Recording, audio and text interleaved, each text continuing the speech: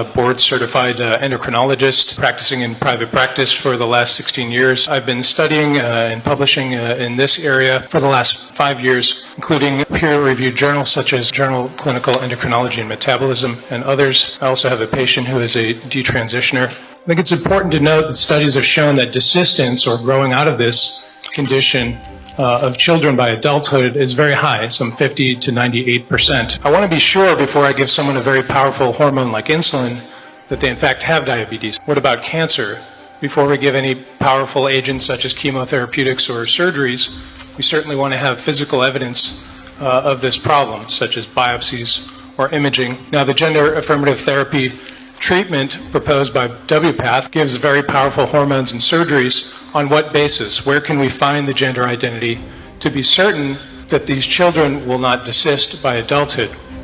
Can we use imaging of the brain or blood tests, genetic testing? Are there other biomarkers to ensure that we are correct? There is no such thing. The Endocrine Society put out guidelines in 2017. And they were very careful in the guidelines, one, to point out that the evidence was of low and very low quality. And they also said in the guidelines that they have no idea how you identify which kids are trans and require this treatment. And then the American Academy of Pediatrics the next year just leapt into that void and said, oh, we'll tell you how you know which kids. You ask them. Prior to 2018, I had maybe one trans patient. But then there was another one and another one.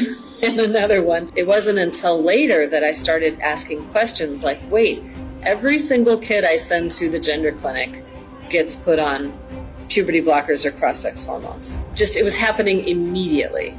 This affirmative model of care has spread wildly in the last 8 years. Now we have objective, unbiased, systematic reviews. These systematic reviews tell us the evidence for youth transition is poor quality and with very low certainty for benefit.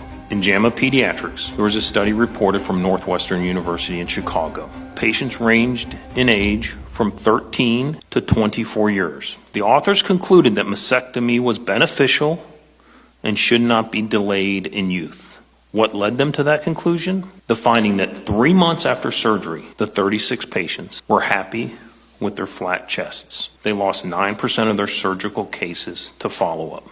9% in 3 months. It is absurd, meaningless to draw any conclusions after 3 months. This paper is indicative of the quality of research we have in this field, published in our most prestigious journals. We have a serious problem.